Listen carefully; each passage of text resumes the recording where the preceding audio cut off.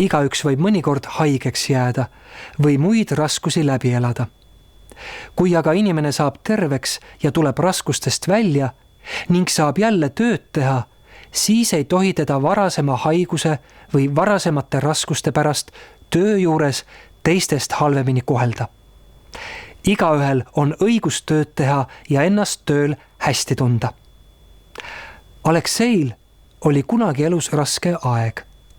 Vaatame, kuidas ta nüüd toime tuleb. Aleksei oli nooruses narkosõltlane.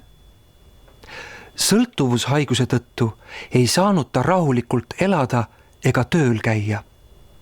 Seepärast tahtis Aleksei väga terveks saada. Ta otsis abi tervisekeskusest Elulootus. Tervisekeskuses raviti teda 5 aastat. Ravi mõjus hästi. Aleksei lõpetas narkootikumide kasutamise ja läks tööle. Nüüd on Aleksei töötanud ühes tehases juba 4 aastat. Ta tuleb tööga kenasti toime. Ülemus pole kordagi pidanud temaga pahandama.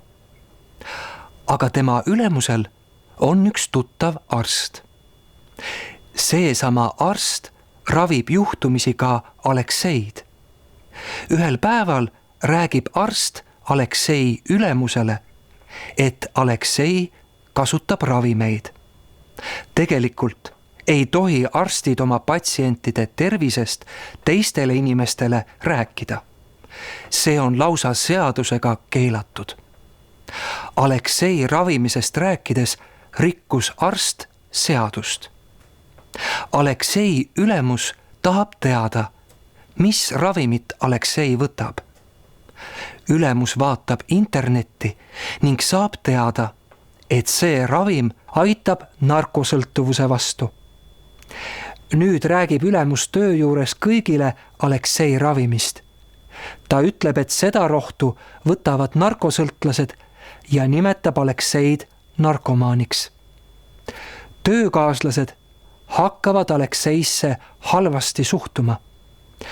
Ülemus nõuab, et Aleksei töölt lahkuks. Kuid Aleksei ülemusel pole õigust Alekseid töölt ära saata. Narkosõltuvus on haigus. Aleksei käis ravil ja sai terveks. Ta ei kasuta enam narkootikume. Ta teeb korralikult tööd. Kunagise haiguse pärast ei tohi kedagi halvustada ega töölt ära ajada. Iga inimese elus võib ette tulla raskusi või haigusi, millest on võimalik taastuda ja paraneda. Igaühel on õigus töötada ja täisväärtuslikku elu elada.